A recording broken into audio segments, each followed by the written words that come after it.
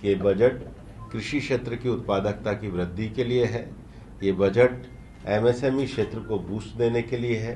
ये बजट स्वास्थ्य की बुनियादी सुविधाओं को देश में बढ़ाने के लिए है। बिहार के makhana board, greenfield airports, infrastructure, Kosi जैसी जो इतनी लंबी परियोजनाएं जो पेंडिंग पड़ी थी उसको इस बजट में लाया गया है। नए आईआईटीज में 6,500 सीटें बढ़ाना, मेडिकल के यूजी और पीजी की 10,000 सीटें बढ़ाना। क्या हुआ? नमस्कार, मेरा नाम प्रेम है और आप देख रहे हैं फर्स्ट बिहार झारखंड। केंद्रीय मंत्री पटना पहुंचे थे। देखिए, जो बजट पेश हुआ है उस पर चर्चा कर रहे थे। कई बड़े नेता भी उनके साथ शामिल थे और देखिए बिहार को क्या कुछ मिला है उसको लेकर भी सवाल पूछा गया और वो जवाब भी दे रहे। उतना ही नहीं, कई राजनीतिक मुद्दे हैं उसको लेकर भी सवाल किया गया है। क्या कुछ करें केंद्रीय मंत्री भूपेंद्र यादव, सबसे पहले आप वो सुने। पत्रकार वार्ता में मेरे साथ उपस्थित हमारे बिहार भारतीय जनता पार्टी के प्रदेश अध्यक्ष, उसके साथ हमारे उपस्थित दोनों सम्मान्य मुख्यमंत्रीगण, उप मुख्यमंत्रीगण, बिहार इंडस्ट्रियल एसोसिएशन के अध्यक्ष। सबसे पहले तो मैं मीडिया के सभी मित्रों का स्वागत करता हूं। आज भारतीय जनता पार्टी बिहार ने और बिहार इंडस्ट्रियल एसोसिएशन ने बजट पर चर्चा के लिए कार्यक्रम रखा था। प्रधानमंत्री नरेंद्र मोदी जी के नेतृत्व में इस तीसरे कार्यकाल में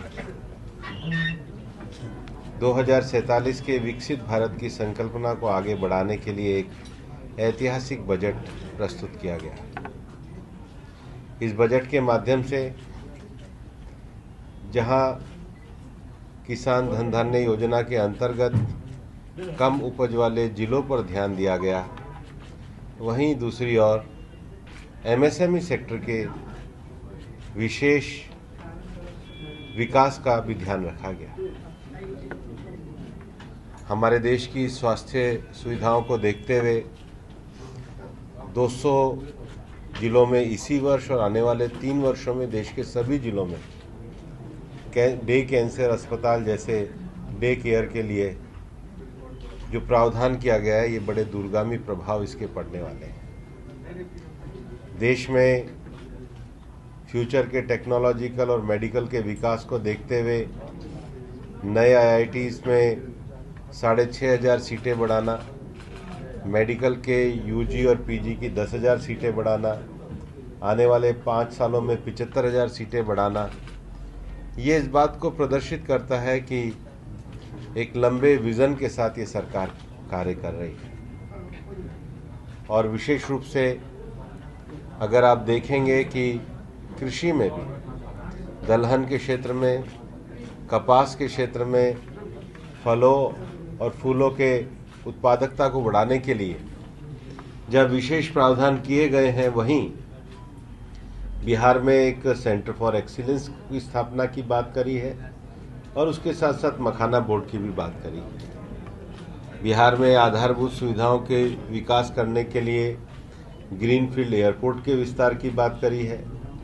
और आज जो पिछले 10 वर्षों में हम बहुत बढ़िया कनेक्टिविटी देखते हैं, ये मोदी जी के शासनकाल का परिणाम है। हमने सबने देखा है कि 80 के दशक में दुनिया भर में कंप्यूटर क्रांति आई। 2000 में अगर आप देखेंगे तो डिजिटल क्रांति आई। लेकिन आने वाले जो 20 वर्ष हैं, ये आर्टिफिशियल इंटेलिजेंस की क्रांति के समय है।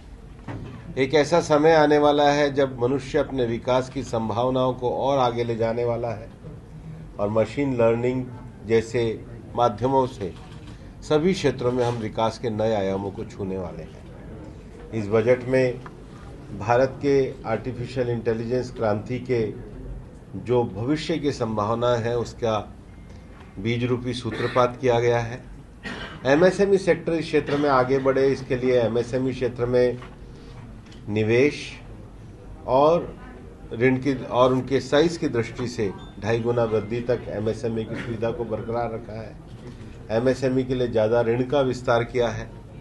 लेकिन जो नीचे भी जो सीमांत जो लोग हैं, विशेष रूप से शहरी क्षेत्रों में जो हमारे रेहड़ी पटरी वाले लोग हैं, उसके लिए स्वनिधि योजना के विस्तार की बात बजट में की गई है। और आज तो ये दिन विशेष है कि भारत रत्न स्वर्गीय कर्पूरी ठाकुर जी की पुण्यतिथि भी है। उन्होंने अति पिछड़े वर्ग के लिए समाज में जो कार्य किए हैं, अगर देखा जाए तो मोदी जी के विज़न में अति पिछड़े वर्ग के जो स्वनिधि क्षेत्र में रहने वाले लोग हैं और जो आने वाले शहरीकरण के विकास में जो लोग जुड़ने वाले हैं, उनमें भी हमने देखा है उनकी बस्तियों में ज़्यादा विकास नहीं हो पाता, इसलिए जो अपेक्षाकृत नए शहरी के क्षेत्रों का विकास हो रहा है, उधर 1 लाख करोड़ रुपए का प्रावधान किया गया है। द्वारा भी जो विशेष रूप से आधारभूत संरचनाएं हैं, उसके लिए सरकार के द्वारा एक 1.5 लाख करोड़ रुपया ऋण मुक्त ब्याज के रूप में उपलब्ध कराया है। मैं ये कहना चाहूँगा कि ये बजट कृषि क्षेत्र की उत्पादकता की वृद्धि के लिए है, ये बजट एमएसएमई क्षेत्र को बूस्ट देने के लिए है, ये बजट स्वास्थ्य की बुनियादी सुविधाओं को देश में बढ़ाने के लिए है, ये बजट देश में नए नवाचार को लाने के लिए है, ये बजट आधारभूत संरचना के विकास के लिए, और सबसे बड़ी बात है देश के मध्यम वर्गीय समाज को राहत देने के लिए इस बजट में 12 लाख रुपए तक इनकम टैक्स की रिबेट दी गई है, जो अपने आप में एक बड़ी क्रांति है। ये इस समय हमारे देश में चाहे पोस्टल बैंक का विषय हो, चाहे जो और बुनियादी ढांचे हैं, उनकी कैपेसिटी बिल्डिंग को बढ़ाने के लिए बजट है। 2047 के विकसित भारत को आगे बढ़ाने के लिए प्रधानमंत्री नरेंद्र मोदी जी के विजन का बजट एक मील का पत्थर साबित होगा।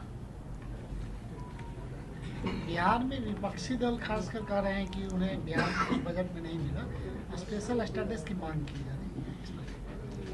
अब ये उनका नजरिया है, हम एक सकारात्मक तरीके से आगे बढ़ रहे हैं। बिहार के makhana board, greenfield airports, infrastructure, Kosi जैसी जो इतनी लंबी परियोजनाएं जो पेंडिंग पड़ी थी, उसको इस बजट में लाया गया है। अब उनको दिखता नहीं है तो जनता भी उनको नहीं देखेगी। सर, इस बजट में इंडिया ब्लॉक में भी डाइवर्सिटी दिखी। आरजेडी कह रही थी कि कुछ नहीं मिला, वही कांग्रेस कह रही है कि बिहार को ही सब कुछ मिला।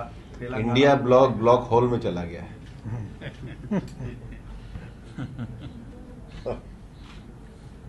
बिहार में सर प्रधानमंत्री आए थे तो बोले थे चीनी मिल का खोला जाएगा, लेकिन इतने वर्ष हो गए लेकिन आज तक कुछ नहीं। वित्त मंत्री जी बैठे हैं, इस संबंध में जो बातें की जा रही है वो आपको बताएंगे।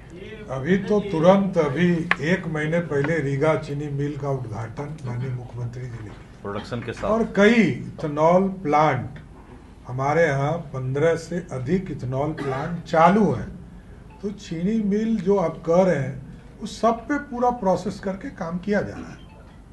सासा मूसा भी खुलने वाला है जल्दी। हाँ जी।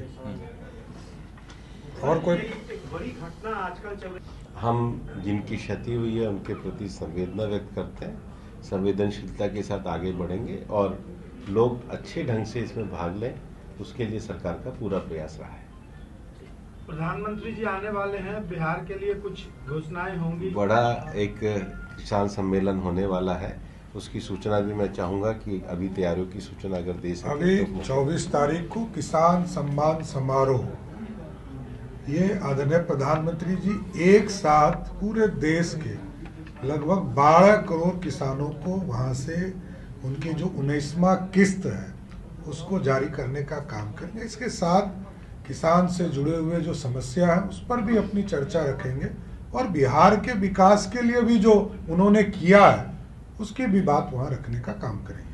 सर, 2025 के विधानसभा चुनाव में विपक्ष भी दावा कर रहे हैं कि भाई बिहार में उनकी सरकार बनेगी। एक भी दावा है जो आपके सहयोगी दल में बैठे कि 225 प्लस जाएगा, लेकिन आपको लगता है कि इंडिया गठबंधन के कमजोर होने का या फिर आपस में जो तूतुमय की स्थिति है उसका फायदा एनडीए को मिलेगा? बिहार में बहुत प्रचंड बहुमत के साथ एनडीए की सरकार बनने जा रही है। ये लालू जी ने हाल ही में कहा है कि बिहार में हम लोग के रहते भाजपा सरकार नहीं बना सकती है। भाजपा ही सरकार में उनके रहते हैं। सर, राहुल गांधी एक बार फिर से आ रहे हैं सर बिहार? वो तो कांग्रेस पार्टी से पूछा। दक्षिण बिहार में 3 चीनी मिल का तीनों बंद है, उस पर आप क्या कहें? अभी तो बता दीजिए। अभी इसका काम चल रहा है। मैंने कहा कि अभी 15 से 16 जगह पर काम शुरू हो गए, सब जगह चालू है, और भी जो बचे हुए हैं उसको भी जोड़ने का काम किया जा रहा है।